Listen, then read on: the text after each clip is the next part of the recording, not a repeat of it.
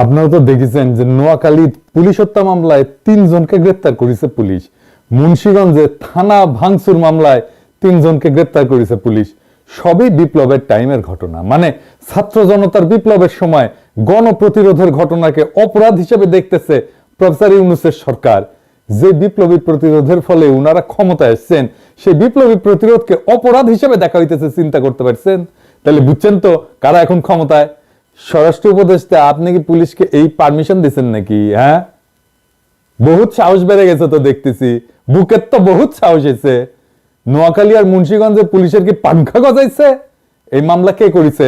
5ই August যদি আমরা reset button push করে থাকি প্রফেসর ইউনূসের মতে, তাইলে তো প্রত্যেকটা গ্রেপ্তার আর মামলা অবৈধ। গণপ্রতিরোধের অংশ হিসাবে যে বিপ্লবী সহিংসতা হয়েছে তা অপরাধ না। সব কয়টারে ছাইড়া দিবেন। এই স্বরাষ্ট্র উপদেষ্টা করতো কি জানেন? এই রিটায়ার করার পর ওই যে রস আছে না, রস রস রস রস রস মিষ্টি বানায় আর বেচে, ওই মিষ্টির দোকানে চাকরি করতো। এই জাহাঙ্গীর সাহেব জি, মানে এক আর্মির জেনারেল রিটায়ার করার পরে মিষ্টির দোকানে চাকরি করা ছাড়া আর কোনো কাজ খুঁজে পায় না। উনারা প্রফেসর ইউনূস স্বরাষ্ট্রমন্ত্রী বানাইছে, আর পুলিশ পলাইছিল। যেই ফিরে আসা শুরু করেছে, আইসা বিপ্লবের সৈনিকদের বিরুদ্ধে হত্যা মামলা দিতেছে পুলিশ, বাদী কেস, মানে রাষ্ট্র দিতেছে কেস। এই কেসের দায় স্বরাষ্ট্র উপদেষ্টার আইন উপদেষ্টা আসিফ নজরুলের। এই মামলা ডিসমিস করতে হবে, নয়তো এই মিষ্টির রস না একদম গোয়ার মধ্যে ঢেলে কলে ডাই পিঁপড়ে লেগে দিমু। ফাজলামি সুদান মিয়া, ওই থানা কলে আবার জেলে দিমু। ওই মুন্সিগঞ্জ আর নোয়াখালীর এসপি কেডা আমারে জানাবেন, ও গোয়াত কত তেল ধরছে আমি দেখমু। এইবার আসেন আর এক আলাপ করি। অবশেষে সংবিধান সংস্কার কমিশন গঠনের প্রজ্ঞাপন জারি হয়েছে। এই সদস্য পদে যাদের নাম দেখলাম, তাদের মধ্যে বিশেষ করে বিগত আন্দোলনে অংশগ্রহণকারী তরুণদের দেখে খুশি হইলাম। মেলা গ্যাঞ্জাম করে, মাঝে দুই একটা খুশির খবর পাই আর কি। এই তরুণদের জন্য আন্তরিক মোবারকবাদ জানাই। আগামী দিনের বাংলাদেশের সংবিধান যাতে আমাদের দ্বিতীয় মুক্তিযুদ্ধের প্রেরণাকে ধারণ করতে পারে, সেটা তারা নিশ্চিত করতে পারবেন বলে আমার বিশ্বাস আছে। তবে আমার বিশেষ সমস্যা কিন্তু সদস্যদের নিয়ে না, বিশেষ সমস্যা হলো কমিশনের প্রধান জনাব আলী রিয়াজকে নিয়ে। আলী রিয়াজ সাহেব আমেরিকার একটা মধ্য শ্রেণীর বিশ্ববিদ্যালয়ে রাষ্ট্রবিজ্ঞানের অধ্যাপক। সংবিধান হইল একটা দেশের সর্বোচ্চ আইন। আলী রিয়াজ আইনজীবীও না, সংবিধান বিশেষজ্ঞও না। সুতরাং যে বিশাল কাজের দায়িত্ব তিনি নিলেন, সেইটা সম্পাদনের যথাযথ যোগ্যতা তার আছে কিনা, এটা নিয়ে আমার কলে বিশাল সন্দেহ আছে। এটা হইলো অনেকটা নাপিতের ফোড়া কাটার মতো ঘটনা আর কি। এই যোগ্যতা ছাড়াও তারে নিয়ে আমার আর একটা বিশাল সমস্যা আছে। সমস্যাটা হইলো, আমার জানা মতে তিনি একজন আমেরিকান নাগরিক। আমেরিকান নাগরিক হওয়াটা দোষের কিছু না। আমি বরঞ্চ বলবো, আমেরিকা বাংলাদেশি অভিবাসী যারা সেই দেশের নাগরিকত্ব নেওয়ার যোগ্যতা অর্জন করছেন, তারা অবশ্যই সেটা নেবেন। এতে তারা সেই দেশের পূর্ণ অধিকার নিয়ে জীবনযাপন করতে পারবেন, আমেরিকার বিভিন্ন নির্বাচনে ভোট দিতে পারবেন, এবং ভোটার হিসেবে তাদের এলাকার সিনেটর এবং কংগ্রেসম্যানদের দিয়া বাংলাদেশের সপক্ষে লবি করাইতে পারবেন, নিজেও ভোটে দাঁড়াইতে পারবেন, আমেরিকার রাজনীতিতে নিজের অবস্থান তৈরি করতে পারবেন। কিছুদিন আগে আমরা আমেরিকার ভারত লবির শক্তি সম্পর্কে বলছিলাম। আমেরিকায় বাংলাদেশি বংশোদ্ভূত নাগরিকরাও বাংলাদেশের জন্য একই ধরনের গুরুত্বপূর্ণ ভূমিকা পালন করতে পারেন। আমি এটা নিয়ে প্যারিসে একটা সেমিনার হয়েছিল, সেখানে কিছু বক্তব্য দিছিলাম যে কি ভূমিকা পালন করতে পারেন। এনা শুনান তো এডিটর সাহেব। সেটা প্রথম পরিকল্পনা হচ্ছে, আমরা দাবি জানাই আমরা 2 কোটি বাংলাদেশি প্রবাসী, আরে 2 কোটি মানুষ তো ইউরোপের অনেক দেশে না, টোটাল জনসংখ্যা না। একটা দেশ হয়ে যায় 2 কোটি নাগরিক দিয়ে, কয়েকটা দেশ হয়ে যায় ইউরোপে, তাই না? কিন্তু আমরা তাহলে এই 2 কোটি নাগরিকের ভয়েসটা কেন একটা জায়গায় আমরা নিয়ে যেতে পারি না? কেন আমরা এমন একটা বার্গেনিং পাওয়ার তৈরি করতে পারি না যেখানে রাষ্ট্র আমার কথা সব সময় শুনবে? কারণটা হচ্ছে, আমাদের কোনো একটা কালেকটিভ পরিকল্পনা নাই, এবং আমরা আমাদের শক্তিটাকে দেখাইতে পারি না। আমার শক্তিটা কি? আমার শক্তি কি শুধু রাজপথে? আমার শক্তি কি শুধু সংখ্যায়? আমার শক্তি কি শুধু বক্তৃতায়? না, আরো জায়গায় আমি শক্তি দেখাইতে পারি। এটা ছাড়া আমেরিকায় বাংলাদেশি বংশোদ্ভূত অনেক নাগরিক বিভিন্ন নামকরা প্রতিষ্ঠানে কর্মরত আছেন। তারাও তাদের নিজ নিজ জায়গা থেকে বাংলাদেশের জন্য বিপুল অবদান রাখতে পারেন। আলী রিয়াজের আমেরিকান নাগরিকত্ব নিয়ে আমার সমস্যা হচ্ছে ভিন্ন। বাংলাদেশের সংবিধান সংশোধনের কাজে তিনি প্রধান ভূমিকা পালন করবেন, কিন্তু এই সংবিধানের উপর তার কি কোনো আনুগত্য আছে? বাংলাদেশের প্রেসিডেন্ট, প্রধানমন্ত্রী, মন্ত্রিসভার সদস্যবৃন্দ, প্রধান বিচারপতি, সংসদ সদস্য সকলেই দেশের সংবিধানের প্রতি আনুগত্য পোষণ করে তা রক্ষা করার শপথ নেন। তিনি কি সেই ধরনের শপথ নিতে পারবেন? পারবেন না। আমার বুঝমতে তিনি তা করতেই পারবেন না। তার কারণ হইল আমেরিকার নাগরিকত্ব পাইতে হইলে একটা শপথ নিতে হয়, জানেন তো, যেটা আমি পড়া শুনাইতেছি। এটা গেলে ইংরেজিতে, তো ইংরেজি যেহেতু লিখিত তাহলে মনে হয় ঠিকই আছে, ঠিকই লিখিছে, তাই না? যাই হোক, আমি বাংলায় পড়িচ্ছি। আমি এই মর্মে শপথ নিয়ে ঘোষণা করতেছি যে আমি কোন বিদেশি শক্তি, রাষ্ট্র বা সার্বভৌমত্বের প্রতি আনুগত্য এবং বিশ্বস্ততা সম্পূর্ণরূপে পরিত্যাগ করছি। আমি ইতিপূর্বে যার একজন প্রজা বা নাগরিক ছিলাম। আমি সমস্ত বিদেশি এবং দেশি শত্রুর বিরুদ্ধে মার্কিন যুক্তরাষ্ট্রের সংবিধান এবং আইনকে সমর্থন এবং রক্ষা করব, যার প্রতি আমি সত্য অঙ্গীকার এবং আনুগত্য বহন করব। যে আইন দ্বারা প্রয়োজন হলে আমি মার্কিন যুক্তরাষ্ট্রের পক্ষে অস্ত্র বহন করব, যে আইন দ্বারা প্রয়োজন হলে আমি মার্কিন যুক্তরাষ্ট্রের সশস্ত্র বাহিনীতে অসংঘাতমূলক পরিষেবা সম্পাদন করব। আইনের প্রয়োজনে আমি বেসামরিক নির্দেশে জাতীয় গুরুত্বের কাজ সম্পাদন করব এবং আমি এই বাধ্যবাধকতাটি অবাধে গ্রহণ করি, কোনো মানসিক দ্বিধা বা ফাঁকি দেওয়ার উদ্দেশ্য ছাড়াই। তাই সৃষ্টিকর্তা আমাকে সাহায্য করুন। একজন আমেরিকান নাগরিকত্ব প্রার্থী বাংলাদেশি এই শপথ গ্রহণের সাথে সাথে আর বাংলাদেশি থাকেন না। বাংলাদেশের সাথে নাগরিকত্বের সকল সম্পর্ক ছিন্ন হইয়া যায়।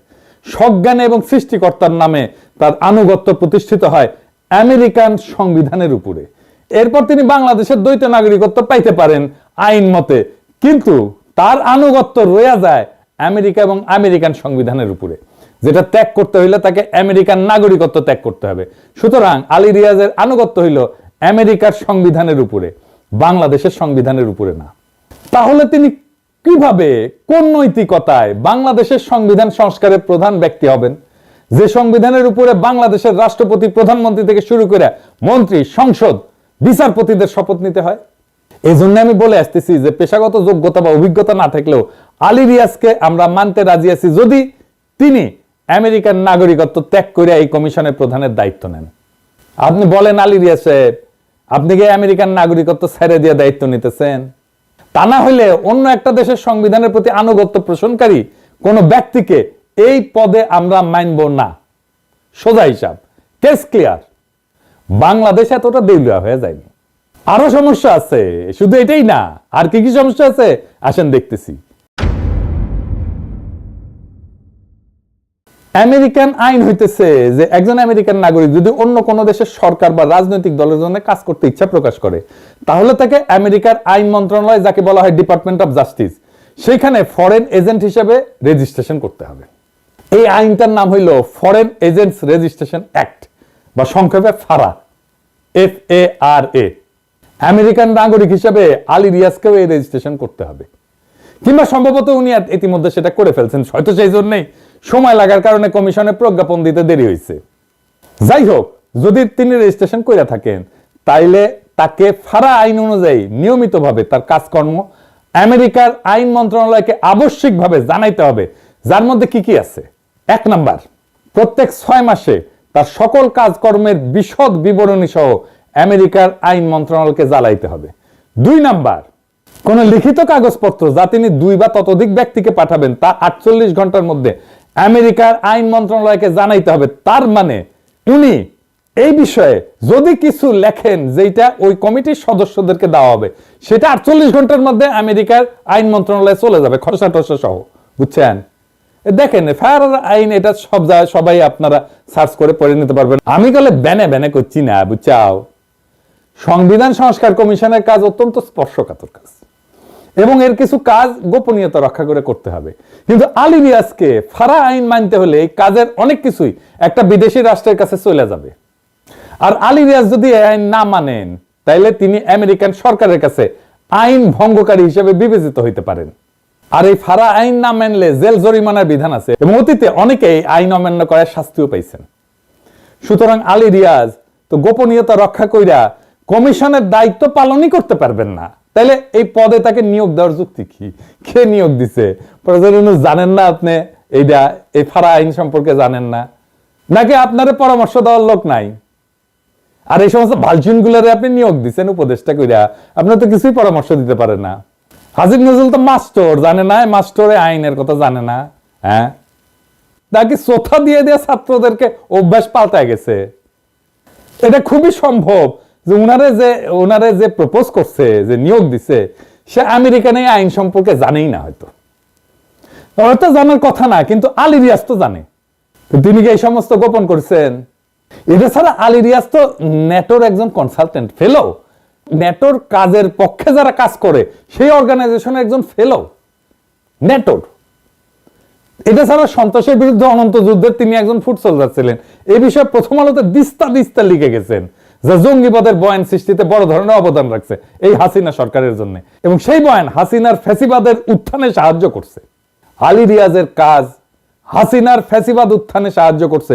এই যে হাসিনা জঙ্গি নাটক করতো, এই জঙ্গি নাটকের পিছনে যে বুদ্ধিবৃত্তিক যে মাল মশলা, আলী রিয়াজের সাপ্লাই দেওয়া। 3 নাম্বার, সংবিধান সংস্কার কমিশনের কাজ যে মসৃণভাবে অগ্রসর হবে এরকমটা ভাবার কিন্তু কারণ নাই।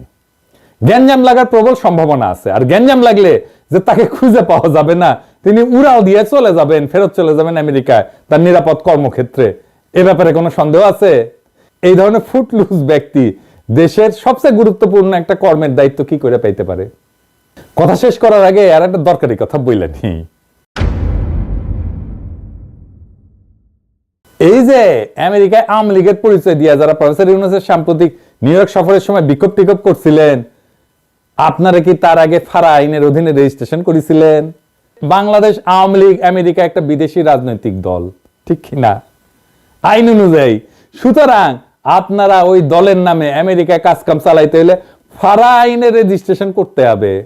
তা না করলে আপনারা আইন ভঙ্গকারী হিসেবে বিবেচিত হবেন এবং জেল জরিমানা খাইতে পারেন। শুনেন, আমেরিকায় যারা আছেন খবর লাগাবেন, বুঝছেন? এই প্রত্যেকটা যারা ছিল এদের ফারা আইনে ধরতে হবে। আয় দেখি কত ক্ষমতা আছে, এই কত হেডন্তদের। যদিও ফ্যাসিবাদের দালালি করলে বাংলাদেশি বংশোদ্ভূত হওয়াতে আমার একটা মায়াটা আছে, সামান্য হয়তো মমত্ববোধ আছে। তাই তোমার কাছে একটা কথা ভালো পরামর্শ দেই, যত তাড়াতাড়ি সম্ভব ভালো দেখে উকিল ধরেন, ফারা আইনের ফারা থেকে নিজেদের গা বাঁচান। আমেরিকা আইনের দেশ, ওইখানে হাসিনার আদালতের মতো বিচারের নামে প্রহসন চলে না। আমেরিকান জজ যখন হামলায় দিবেন না, তখন কিন্তু টের পাইবেন হাসিনা মাম্মর পক্ষে জিন্দাবাদ দেওয়ার খেলা কত টের পাইবেন। আর ভবিষ্যতে হাসিনার তার সিরাপোলা ওই যে কুত্তে নিয়ে বসে থাকে না, কুত্তেটা গেলে সুন্দর আছে, ওর কথায় জয় বাংলা বললা ফাল পাইবেন না, নিজেই জয় বাংলা হয়ে যাবেন, আমেরিকার মাটিতেই জয় বাংলা হয়ে যাবেন। একদিন তো ভালসুনগরের সাথে খেলিছেন, একটা স্মার্ট লোকের সাথে খেলে দেখেন ক্যাঙ্কা লাগে, পুরা হান্দায় দেবে, একদম জয় বাংলা পুরা হান্দায় দেবে পেছন দিয়া। খুব খেয়াল, সামনে মুরগি পিছে শিয়াল।